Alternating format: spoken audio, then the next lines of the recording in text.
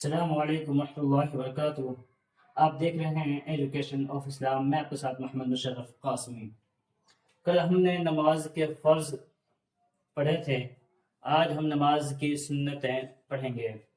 پھر سنتیں چونکہ 52 ہیں، اس لیے ان کو ایک ساتھ پڑھنا تھوڑا مشکل ہے۔ ہم ان میں سے کچھ پڑھ لیں گے اور انشاءاللہ کچھ کل کو پڑھیں گے۔ چلتے ہیں کہ نماز کی کل سنت 51 ہیں، ان میں سے قیام کی سنتیں ہیں 11۔ قیام کی سنت 11 ہیں۔ یہ قیام کی سنتیں ہیں 11، قرات کی سنت ہے 7، رکوع کی سنت ہے 8۔ سب سے پہلے انسان جب کھڑا ہو قیام کے لیے تو اس کی سنت کیا کیا ہیں؟ نمبر 1، تکبیر تحریمہ کے وقت سیدھا کھڑا ہو جانا، یعنی جب انسان نماز کے لیے کھڑا ہو اور امام صاحب تکبیر تحریمہ کہہ رہے ہوں یا پھر امام صاحب بھی سیدھے کھڑے ہوں تو تکبیر تحریمہ کہنے والے ہوں تو اس وقت بالکل سیدھا کھڑا ہونا، جھکنا نہیں ہے۔ نمبر 2، دونوں پیروں کی انگلیوں کے درمیان 4 انگل کا فاصلہ رکھنا، یعنی انسان بیٹھا ہو کھڑا ہو تو دونوں پیروں کے درمیان صرف اتنا فاصلہ ہونا چاہیے، 4 انگلیوں کا، یا بعض میں 8 انگلیوں کا آیا ہے، اس سے زیادہ فاصلہ نہیں ہونا چاہیے۔ نمبر 3، مقتدی اور امام کی تکبیر تحریمہ کا ایک ساتھ ہونا، یعنی جیسے ہی امام تکبیر تحریمہ کہے تو مقتدی کو چاہیے کہ مقتدی بھی تکبیر تحریمہ امام کے ساتھ ساتھ کہے اور نیت باندھ لے۔ نمبر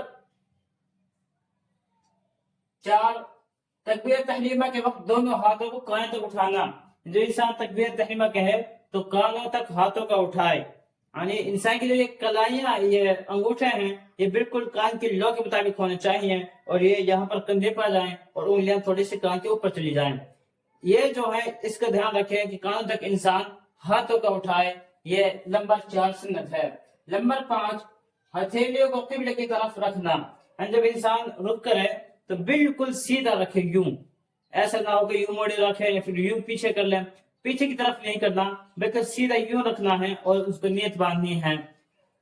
پھر نمبر 6 ہے انگلیوں کو اپنی حالت پر رکھنا، جب انسان نیت باندھنے کے لیے کھڑا ہو تو انگلیوں کو اپنی حالت پر رکھے، نہ تو بالکل ان کو ملائے کہ بالکل یوں ملا لے، نہ ان کو کشادہ کرے، بلکہ جیسی نارمل حالت انسان کی رہتی ہے انگلیوں کی، جیسے اس طرح یوں کرے اور اپنے ہاتھ پر ان کو رکھے، ان کو ملانے کی یا کھولنے کی کوئی ضرورت نہیں ہے۔ نمبر 7، دائیں ہاتھ کی ہتھیلی بائیں ہاتھ کی پشت پر رکھنا، جب انسان نیت باندھے تو ہتھیلی کو اس دائیں ہاتھ کی سیدھے ہاتھ کی ہتھیلی کو الٹے ہاتھ کی ہتھیلی کی پشت پر یوں اس طرح رکھنا۔ نمبر 8، چھنگلی اور انگوٹھے سے حلقہ بنانا، یعنی اس سے اور چھوٹی چھوٹی انگلی سے اس طرح اس کو پکڑے، اس طرح حلقہ بنائے، اس طرح ان دونوں سے پکڑ لے، یہاں کو یہ پشت پر رہے گی، یہ یہاں پر یہ اس طرح رہیں گے، اس طرح باندھے۔ نمبر 9 ہے درمیانی 3 انگلیوں کو کلائی پر رکھنا، یعنی نیت کا طریقہ یہی ہے کہ انسان کھڑا ہو جائے، اس کو اس پر رکھے، تھوڑی سی یہاں رکھ لے، اس کو یوں یہاں سے یوں پکڑ لے، یوں، اور 3 انگلیاں بچی ہوئی ہیں یہ، اس کو بالکل یوں رکھے، بالکل یوں۔ اور نمبر 10 ہے ناف کے نیچے باندھنا، یعنی انسان سے باندھے یوں کر کے نہیں، یہاں پر ناف ہے یہ، اس کے بالکل نیچے باندھے، اتنا پیچھے نہ بالکل یوں باندھ لے، اوپر بھی نہیں ہونا چاہیے، بالکل ناف کے نیچے، پھر جسٹ ناف سے متصل باندھے، زیادہ نیچے نہیں ہونا چاہیے۔ نمبر 11 ہے سنا پڑھنا، جب انسان نیت باندھ لے تو سنا پڑھنا شروع کر دے۔ یہ 11 سنتیں ہو گئی قیام کی، یعنی جب انسان کھڑا ہو تو ان پر عمل کرے اور ان کو دیکھ کر اور کوشش کرے کہ ان میں سے کوئی سنت چھوٹ نہ جائے۔ سنتوں کا بہت بڑا مقام ہوتا ہے دین کے اندر، بہت بڑا مقام ہے، فرضوں کے بعد واجبات اور اس کے بعد سنتوں کا ہی مقام ہوتا ہے۔ واجبات فرض یہ ہے کہ اگر فرض چھوٹ گیا تو نماز بالکل نہیں ہوگی، واجبات یہ ہے کہ اگر چھوٹ گیا تو سجدہ سہو کر لے، نماز ہو جائے گی، اور سنت یہ ہے کہ اگر چھوٹ گیا تو اس میں ثواب کی کمی آ جائے گی، اس میں سجدہ سہو کی ضرورت نہیں پڑے گی لیکن ثواب کی کمی آئے گی، اور ایسا نہیں کرنا چاہیے۔ نبی کریم صلی اللہ علیہ وسلم کے ہم پیروکار ہیں تو ہمیں پوری بات پر عمل کرنا چاہیے، چھوڑنا نہیں چاہیے۔ پھر آگے ہم قرات کی قرات کی سنتیں کیا کیا ہیں؟ تو یہ ہے کہ سب سے پہلے ہم جب قرات کرنا شروع کر رہے ہیں اعوذ باللہ پڑھ لیں. جہاں تک انسان کر لیا سنا تک انسان کا کام ہو گیا. پھر سب سے پہلے ہم قرآن شروع کریں گے تو اعوذ باللہ پڑھیں گے. نمبر 2 پر ہم بسم اللہ پڑھیں گے. نمبر 3 پر جب وَلَضَّالِّينَ کہہ لیں تو چپکے سے آمین کہیں. یہاں ہمارے یہاں چپکے سے آمین کہنا افضل ہے، جبکہ دوسروں کے یہاں جہری آمین کہنا ہے، زور سے آمین کہنا ان کی نزدیک افضل ہے. تو اس پہ ہم فی الحال ہم کوئی بات نہیں کریں گے.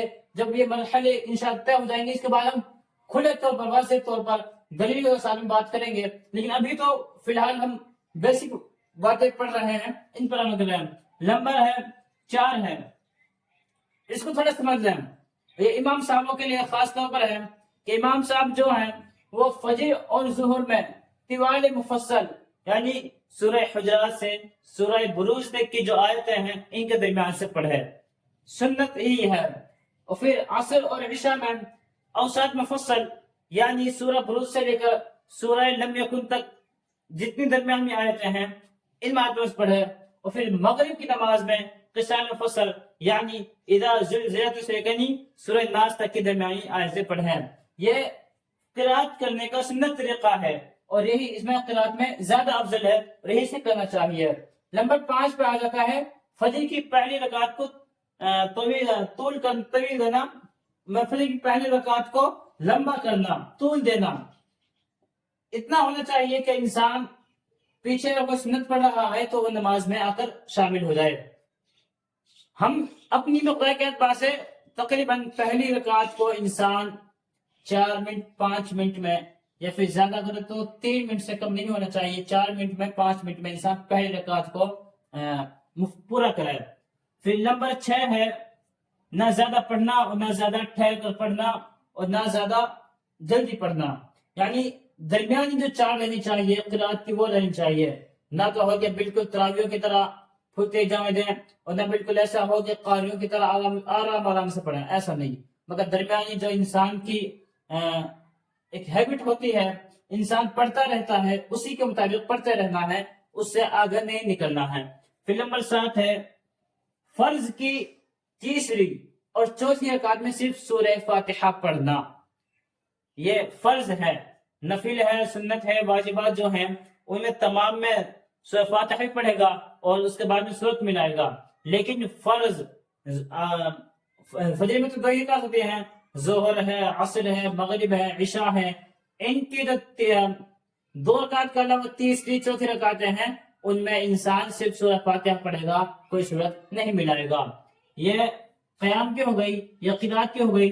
اب یہ رکوع کی جب انسان قرات سے فرض ہے رکوع کی تو سب سے پہلے یہ ہے کہ رکوع کے لیے انسان تکبیر کہے یعنی اللہ اکبر کہتے ہوئے سورہ رکوع میں چلا جائے. نمبر 2 ہے رکوع میں دونوں ہاتھوں سے گھٹنوں کو پکڑنا. یعنی جب انسان رکوع میں ہو تو گھٹنے کو مضبوطی سے تھامے، مضبوطی سے پکڑے، اس کو ڈھیلا نہ پکڑے. نمبر 3 ہے گھٹنوں کو پکڑنے میں انگلیوں کو کشادہ رکھنا. جب انسان پکڑے تو اس طرح نہ پکڑے بلکہ یوں پکڑے، یوں یہ مضبوطی سے یوں تھام کر رکھے.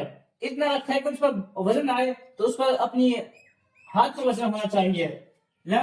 پنڈلیوں کو سیدھا رکھنا یعنی پاؤں کو موڑے نہ بلکہ بالکل سیدھا سے رکھے. اور نمبر 5 ہے پیٹھ کو بچھانا یعنی کمر ہے اس کو بالکل بچھا دے. ایسا نہ ہو کہ کبڑی سی بنا رکھے یا بالکل کچھ نیچے سر کر لے، ایسا نہ ہو. نمبر 6 ہے سر اور سرنی کو برابر رکھنا. انسان کو بالکل یوں رہنا چاہیے، ایسا نہ ہو کہ سر کو نیچے جھکا لے بلکہ اوپر طرح کے نہیں، بلکہ درمیان میں جو ہونا چاہیے بالکل پیٹھ اور سر برابر ہونا چاہیے. نمبر 7 ہے رکوع میں 3 بار سبحان ربی العظیم کہنا، کم از کم 3 بار اور 5 بار 7 بار جتنا کہہ سکتے ہیں. لیکن اماموں کو چاہیے کہ وہ رکوع میں تسبیح کو 5 بار پڑھیں یا پھر 3 بار آہستہ آہستہ پڑھیں تاکہ پیچھے جو مقتدی ہے وہ بھی پڑھ لیں. اگر ہم 3 بار پڑھیں گے اور جلدی پڑھیں گے تو پیچھے مقتدی وہ پڑھ نہ پائیں گے، اس لیے ان کو دشواری ہوگی. اماموں کو چاہیے کہ 5 مرتبہ پڑھیں یا پھر 3 بار بالکل ٹھہر کر پڑھیں. اور نمبر 8 ہے امام کا سمع اللہ لمن حمیدہ کہنا اور مقتدیوں کا ربنا لک الحمد کہنا. یہ سنت ہے رکوع کی. اب یہ اس میں مسئلہ یہ ہے جو امام ہے تو امام صرف سمیع اللہ لمن حمیدہ کہے گا، پیچھے مقتدی صرف ربنا لک الحمد کہے گا۔ لیکن جو آدمی تنہا نماز پڑھ رہا ہو، منفرد ہو، اکیلا اپنی نماز پڑھ رہا ہو، وہ دونوں کا کہے گا، سمیع اللہ لمن حمیدہ بھی اور ربنا لک الحمد دونوں کا کہے گا۔ اور اس کے بعد میں ایک دعا اور ہے، حمدن کثیرن طیبا مبارکن فی، اس دعا کا بہت بڑا ثواب ہے، بہت بڑا ثواب ہے۔ ہم کسی کو بتائیں گے، فی الحال تو یہ ہے کہ ایک حدیث میں شریف میں آتا ہے کہ نبی کریم صلی اللہ علیہ وسلم نماز پڑھ رہے تھے تو آپ نے سلام پھیرا تو فرمایا کہ کیا کسی نے کوئی نئے کام، نئی دعا ایجاد کی ہے؟ اور یہ ربنا لک الحمد حمدن کثیرا طیبا کس نے پڑھی ہے؟ تو کوئی جواب نہیں دیا۔ تو ایک صحابی نے کھڑے ہوئے آخر میں 3-4 مرتبہ کہا تو فرمایا کہ میں نے پڑھی ہے۔ تو نبی کریم صلی اللہ علیہ وسلم نے ارشاد فرمایا کہ میں نے فرشتوں کی ایک جماعت کو دیکھا کہ وہ اس کے ثواب کو لینے کے لیے دوڑ رہی ہے، یعنی ایک جماعت ہے جو سبقت کر رہی ہے کہ اس کا ثواب پہلے میں لوں۔ تو اس کو بہت بڑا ثواب ہے، ہمیں پڑھنا چاہیے جب ہم مقتدی ہوں یا پھر ہم منفرد اکیلے نماز پڑھنے والے ہوں۔ یہ نماز کی آدھی سنتیں ہیں اور باقی انشاءاللہ کل پڑھائیں گے، کل دیکھیں گے۔ السلام علیکم ورحمۃ اللہ۔